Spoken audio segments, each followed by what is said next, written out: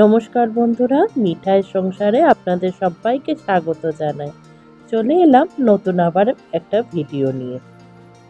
আজকের দিনটা হলো বৃহস্পতিবার। আজকে যাচ্ছি ইসকন মন্দিরে। ইসকন মন্দির যাওয়ার আগে ভাবলাম আমাদের একজন চেনা জানা আছেন, তার বাড়িতে একটু যাব। তাই ইসকন মন্দির যাওয়ার আগেই তার বাড়িতে একবার চলে গেলাম। তিনি থাকেন খুব গ্রামের ভেতরেই একটা জায়গায়। তো বেশ ভালোই লাগছে, দুপুরবেলা বেরিয়েছিলাম।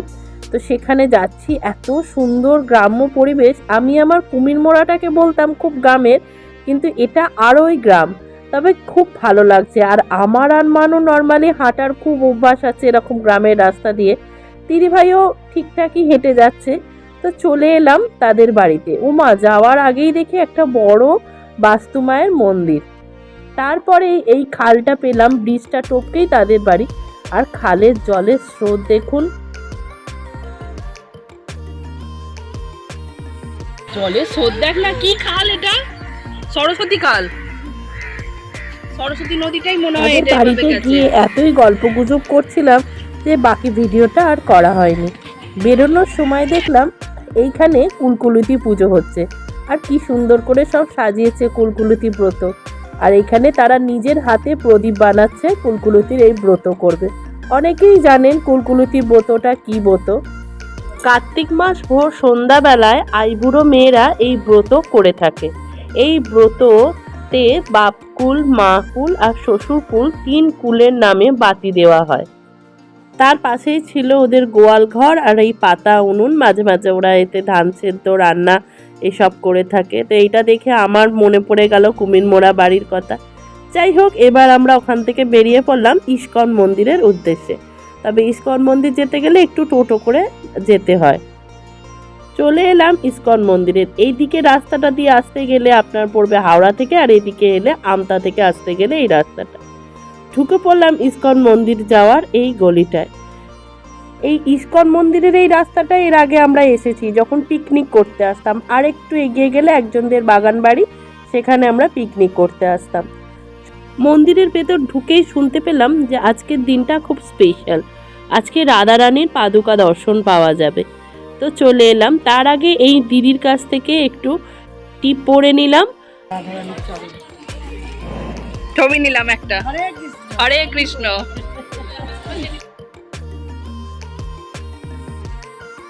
চলুন এবার সবাই মিলে ভেতরে যাই, গিয়ে রাধাকৃষ্ণ দর্শন করি।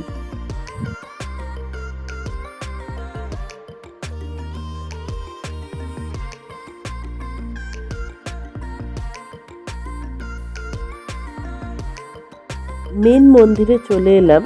ঢুকেই দেখি যে ওখানে প্রদীপ বিক্রি হচ্ছে। প্রত্যেকটা প্রদীপের দাম 10 টাকা করে। তা এইখানে এই যে দাদাটা বসে আছেন, তিনি দিচ্ছেন চন্দ্রামৃত্যুর, আর পাশের দিদি বিক্রি করছেন প্রদীপ। কারণ মাসটা ছিল দামোদর মাস। তো দামোদর মাসে রাধাকৃষ্ণর মন্দিরে প্রদীপ দেয়। তো সেই জন্য আমরাও একটা প্রদীপ নিয়ে নিলাম। সাথে মন্দিরটা একবার প্রদক্ষিণও করে নিলাম। আর রাধারানীর পাদুকা দর্শনও করলাম।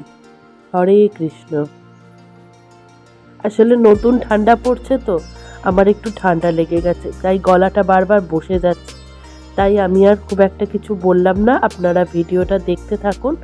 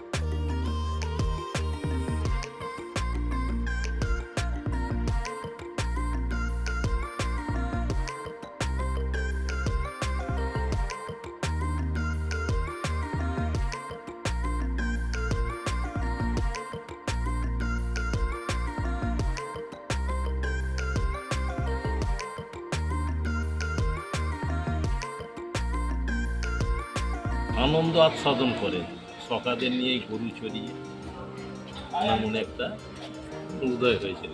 তা আমি গোপবেশ ধারণ করে আমি এটা অনুভব করতে চাই, এই আস্বাদনটা করতে চাই লীলা উনি তখন গোপবেশ ধারণ করে গরু চড়াতে গিয়েছিলেন ভগবান শ্রীকৃষ্ণ। এই যাওয়াতে ভগবান শ্রীকৃষ্ণ অন্তর্যামী জানতে পেরেছিলেন, এই একদিনই চরণ দেখতে পেয়েছিলেন দাদা। সেইটা হচ্ছে আজকে। ঠিক আছে, আপনার নামটা জানতে পারি দাদা? আমার নাম হচ্ছে ভূপেন প্রভু, এখানে বলি পদই হচ্ছে খোলা। আর আমার পরিচয় হচ্ছে আমি গেটের দারোয়ান। ঠিক আছে, ঠিক আছে। আপনার কোথায় বাড়ি? আমার ডানকুনি বাড়ি, ও ডোমজুড়েই বাড়ি। বেলা 1টা পর্যন্ত খোলা থাকে, আবার 1টায় বন্ধ হবে, 4টায় খুলবে, রাত্রি 8টা পর্যন্ত। আচ্ছা আচ্ছা। আর আর এটা ভোগে এখন কি কি থাকে? ওটা বলা যাবে না। আচ্ছা, একাদশীর দিন কি লুচি মুড়ি? না না না, পঞ্চশস্য থেকে যে খাবার তৈরি হয় সেটা খাওয়া যায়। অল্প। ঠিক আছে, এই পঞ্চশস্যটা কি জানেন? যদি না জানা থাকে জেনে নিন। গম, জব, সর্ষে, কড়াই, এই 5টা জিনিস থেকে যে খাবার তৈরি হয় সেটা খাওয়া যায় না। এখানে পাপ পুরুষ অবস্থান করে। গীতা মাহাত্ম্য বই, এই একাদশী মাহাত্ম্য বই কিনলে আপনি সব ডিটেলস পাবেন।